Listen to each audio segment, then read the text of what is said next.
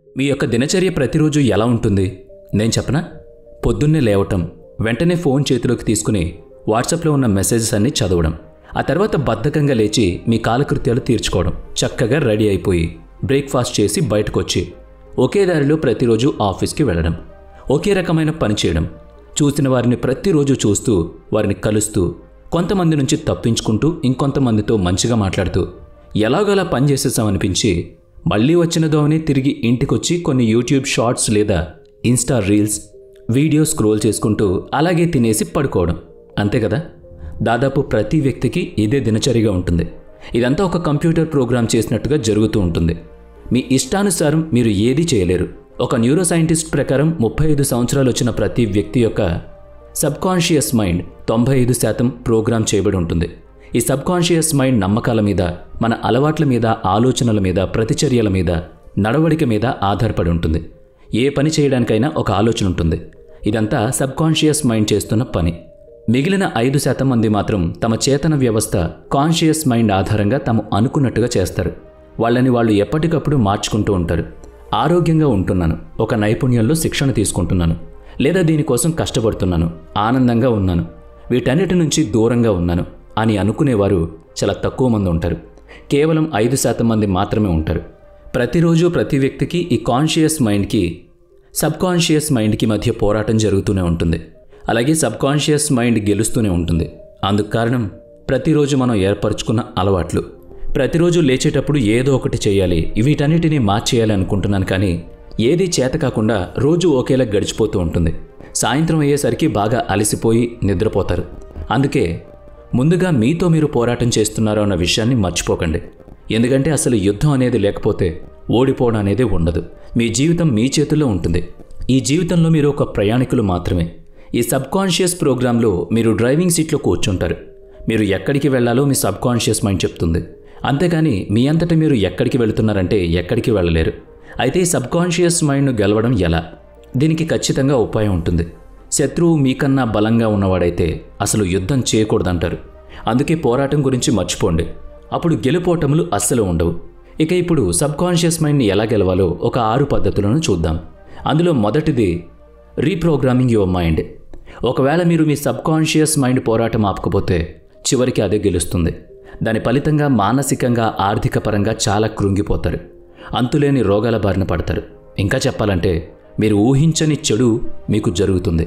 అందుకే మీ సబ్కాన్షియస్ మైండ్తో యుద్ధాన్ని ఆపేసి దాని ప్రోగ్రామ్ని మార్చండి. మీ మనసుకు మీరే వ్యతిరేకంగా ఉంటే మిమ్మల్ని మీరు చీకట్లోకి నెట్టుకుంటున్నారు. అయితే అదే ఉపయోగించి మిమ్మల్ని మీరు విజయవంతం చేసుకోవచ్చు. ఏదైనా ప్రోగ్రామ్ని మార్చడానికి మీరు దాని సోర్స్ కోడ్ని మార్చాలి. ఈ సోర్స్ కోడ్ మొత్తం 6 దశల్లో రూపొందించబడి ఉంటుంది. మొదటి 3 దశలు గట్టి పునాదిని ఏర్పరుస్తాయి. చివరి 3 దశలు మెదడును, హార్ట్ని రీసెట్ చేయడం ద్వారా పూర్తి చేయాలి. అందులో మొదటిది బిలీఫ్, నమ్మకం. ఒక జంతువు మనుషులతో కలిసి ఉంటే మనుషులలాగే ప్రవర్తిస్తుంది, అలవాట్లను నేర్చుకుంటుంది. అలాగే ఒక వ్యక్తి జంతువులతో ఉంటే అతను జంతువులాగే మారిపోతాడు.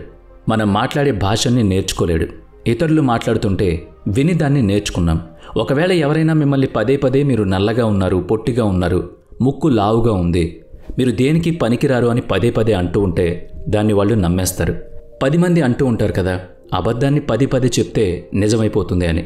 మన మెదడు కూడా ఆ 100 అబద్ధాలని తీసుకుని అదే నిజమని నమ్ముతుంది.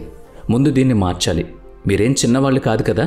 ప్రతి విషయాన్ని కూలంకషంగా తెలుసుకుని దానిలో ఉన్న మంచి చెడులను నిర్ణయించుకుని ఏది మీకు సరైందో దాన్ని ఎంచుకునే జ్ఞానం మీకుంది. దాన్ని ఉపయోగించండి. మీ చుట్టూ కూడా కేవలం మీ నమ్మకాన్ని బలపరిచే వాళ్ళని ఉంచుకోండి. పదే ఆ నమ్మకాన్ని ఎప్పటికప్పుడు గుర్తుపెట్టుకుంటూ ఉండాలి. ఇలా ముందు మిమ్మల్ని మీరు మార్చుకుంటే మీ నడవడికలో మార్పు వస్తుంది. నెంబర్ 2, ఫీలింగ్, భావన. ఎప్పటి వరకు మీరు మీ మనసుకి అనుకూలంగా, మీ ఆలోచనలకు అనుకూలంగా ఉన్నది మాత్రమే చేశారు. వాటిని నమ్మారు. వాటి గురించి ఆలోచిస్తూ కూర్చుంటారు. మీకు తెలుసు వాటిని నమ్మడం వల్ల ఎలా మార్పు వస్తుంది అనేది. ముందుకు తీసుకువెళ్ళడానికి మాత్రం భయపడతారు. ఉదాహరణకి మీరు ఒక వ్యాపారం మొదలు పెట్టాలనుకున్నారు, లేదా ఒక యూట్యూబ్ ఛానల్ మొదలు పెట్టాలనుకున్నారు. వాటికి సంబంధించి అన్ని వివరాలు మీరు సమీకరించారు. కావలసిన నైపుణ్యాన్ని సంపాదించారు. మొదలు పెడితే ఎంత దూరం వెళ్ళైనా లాభాలు గడించొచ్చు అన్న సంగతి కూడా తెలుసుకున్నారు. కానీ మొదలు పెట్టడానికి భయం, బద్ధకం. ఎందుకంటే మీ మనసులో ఒక ఆలోచన అప్పటికి నిండిపోతుంది. నేను చేయగలనా లేదా, ఒకవేళ చేయకపోతే మధ్యలో ఆపేస్తే ఏమవుతుంది?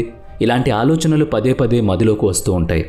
వ్యాపారం మొదలు పెట్టడానికి మీ మనసు రెడీగానే ఉంటుంది, సిద్ధంగానే ఉంటుంది.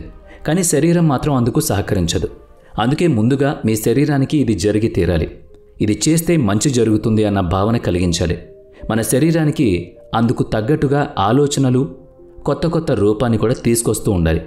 ఇక నెంబర్ 3, బిహేవియర్, ప్రవర్తన. మీ ప్రవర్తన మీ అలవాట్లను ఏర్పరుస్తుంది. ఆ అలవాట్లే మీ జీవితాన్ని నడిపిస్తాయి. మీరు ఎప్పుడు ఏం చేస్తున్నా మీ అలవాట్లకు అనుకూలంగానే చేస్తారు. అలాగే భవిష్యత్తులో మీరేం చేయాలనుకున్నా ఆ అలవాట్ల మీదే ఆధారపడి ఉంటారు. మీరు మనసులో గట్టిగా అనుకున్న శరీరానికి కూడా ఆ విషయాన్ని చెప్తూ అలవాటును మార్చుకుంటే మీ ప్రవర్తన మారుతుంది, నడవడిక కూడా మెరుగుపడుతుంది.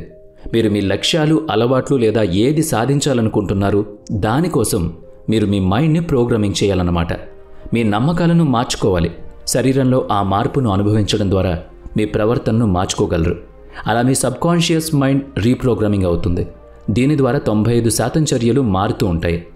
ఇక 4వది కాన్షియస్ సెల్ఫ్ టాక్, స్వయంగా మీలో మీరు మాట్లాడుకోవడం. మనతో మనం మాట్లాడుకోవడం ఎంత ముఖ్యమో ఈ అంశమే చెబుతుంది. నిజానికి పాజిటివ్, నెగిటివ్ అనేది ఉండదు. అది మనం ఒక విషయాన్ని ఎంత గట్టిగా నమ్ముతామో, ఎంత గట్టిగా ధృవీకరిస్తామో దాన్ని బట్టే ఉంటుంది మన ప్రవర్తన.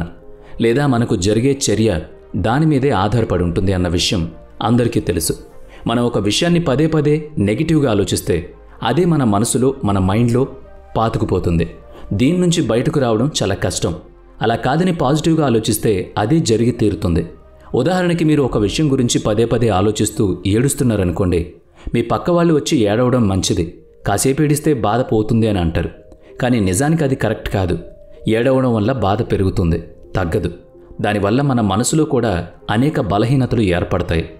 దానికి బదులు నేను చాలా యాక్టివ్గా ఉన్నాను, తర్వాత ఏం జరుగుతుందో చూసుకుందాం అనుకోండి, మీ మైండ్ చాలా రిలాక్స్డ్గా ఉంటుంది. ఆ బాధ మిమ్మల్ని చాలా త్వరగా విడిచి వెళ్ళిపోతుంది. ముఖ్యంగా స్వీయ విధ్వంస జీవితాన్ని మార్చే పదాలపై ఎక్కువ దృష్టి పెట్టండి. ఉదాహరణకు, నేను చాలా తక్కువ అనుభూతి చెందుతున్నాను, ఇప్పుడు నేను చాలా అలసిపోయాను, దాన్ని నియంత్రించలేను, నేను చాలా చెడ్డవాణ్ణి, నా ఆరోగ్యం ఎప్పటికీ బాగుపడదు, నేను అందంగా కనిపించడం లేదు కదా, కోపంగా ఉంది, నేను చాలా కృంగిపోయాను. ఇటువంటి ఆలోచన నుంచి బయటకు రావాలంటే ఇక 5వ అంశం గురించి చెప్పుకోవాలి. ఇక number 5, replace self talk with right ones, స్వీయ చర్చతో భర్తీ చేయడం. మీరు ఎప్పటి వరకు ఎంత నెగిటివ్గా ఆలోచించారో వాటిని మీ స్వీయ చర్చతో పాజిటివ్గా మార్చే ప్రయత్నం చేయండి. నేను బలహీనుణ్ణి అనే మాటను నేను శక్తివంతుణ్ణి అని పదే పదే మార్చుకోండి. నేను మానసికంగా కృంగిపోయాను అనుకున్న ప్రతిసారి లేదు, నేను చాలా ఆనందంగా ఉన్నాను, దృఢంగా ఉన్నాను అనుకోండి. నేను తక్కువగా అనుభూతి చెందుతున్నాను అనుకోవడం మానేసి నేను చాలా సంతృప్తిగా, ఆత్మవిశ్వాసంతో ఉన్నాను అనుకోండి. అయితే అతి విశ్వాసంతో కూడిన మాటలు మాత్రం అనుకోకండి. మీరే నమ్మలేని విషయం పట్ల మీరు అతి విశ్వాసంతో ఉండకండి. అలాగని మిమ్మల్ని మీరు తేలిగ్గా కూడా తీసిపడేయొద్దు. మీకు సాధ్యమైనవి మాత్రం మీరు ఊహించుకోండి అంతే. ఇక number 6, find new proof for your self talk. స్వీయ చర్చ యొక్క శక్తిని అనుభూతి చెందడానికి మిమ్మల్ని మీరు నిరూపించుకోవాలి. మీరు చెప్పేది నిజమే అయితే నేను విజయవంతమయ్యాను అని మీరే చెప్పుకుంటున్నారు. మీపై మీకు నమ్మకం ఉంటే మీరు విజయం సాధిస్తారు. ఈ అనుభూతిని పొందడానికి మీరు చర్యలు తీసుకోవాలి. అలవాట్లు లేదా ప్రవర్తన అన్నీ అందుకు తగినవిగా ఉండాలి. మీరు విజయపదంలో నడవాలి అనుకుంటే వాటిని మీ జీవితానికి జోడించాలి. ఉదయాన్నే నిద్రలేచి ఏకాగ్రతతో పనిచేయడం, మీ పనులను పూర్తి చేయడం, పరధ్యానాన్ని తొలగించి మీకు ఏది నచ్చిందో, ఏది విజయాన్నిస్తుందో దానివైపు నడవడం, ఇలాంటివి చాలా అవసరం. ఇక ఈ వీడియోలో కనిపించే మొదటి పాయింట్ బిలీవ్. మీరు విజయం సాధించగలరని మీరు నమ్మాలి. ప్రతికూల నమ్మకాలను కలిగి ఉండవలసిన అవసరం లేనే లేదు కదా. మీరు బలహీనంగా ఉన్నారని లేదా మీ ఛాయ నల్లగా ఉందని, మీ ఎత్తు తక్కువగా ఉందని పట్టించుకోవద్దు. మీరు సానుకూల నమ్మకాలను నిర్మించుకోవాలి. తర్వాత మనసులో కొత్త భావనలు కలుగుతాయి. నిజంగా సాధ్యమేనని మీరు అనుకున్నారా అన్న ఫీలింగ్ రావాలి. ఎందుకంటే మీ శరీరం ఇలా భావించే వరకు మీరు ఏం చేయలేరు, నిస్సత్తువులో కూరుకుపోవడం తప్ప. ఇక 3వది, మీ శరీరాన్ని విశ్వసించడం మరియు అనుభూతి చెందడం ప్రారంభించండి. దీనివల్ల ప్రవర్తనలో మంచి మార్పులు తీసుకురావచ్చు, అలవాట్లను ఏర్పరచుకోవచ్చు. తద్వారా కాన్షియస్ సెల్ఫ్ టాక్ ముందు మీరు ఎవరో తెలుసుకోవచ్చు. మీరు మీతో ఎలాంటి విషయాలను మాట్లాడుతున్నారు, మీరు ఏ ప్రతికూల పదాలను మీరే చెబుతున్నారు. ఆ తర్వాత మీరు ఒకసారి సెల్ఫ్ టాక్ను రైట్గా మార్చుకోండి. నేను బలహీనుణ్ణి అని మీరు అనుకుంటే మీరు దాన్ని నేను శక్తివంతుణ్ణి అని మార్చుకోవాలి. డిప్రెషన్కి బదులుగా నేను చాలా సంతోషంగా ఉన్నాను అనుకోవాలి. ఎందుకంటే ఇలా అనుకోవడం వల్ల మీకు పోయేది ఏమీ ఉండదు. కనీసం మీలో మీరు తేలికబడతారు. కాబట్టి ఇలా మీ జీవితాన్ని మీరే మార్చుకోవాలి, తీర్చిదిద్దుకోవాలి.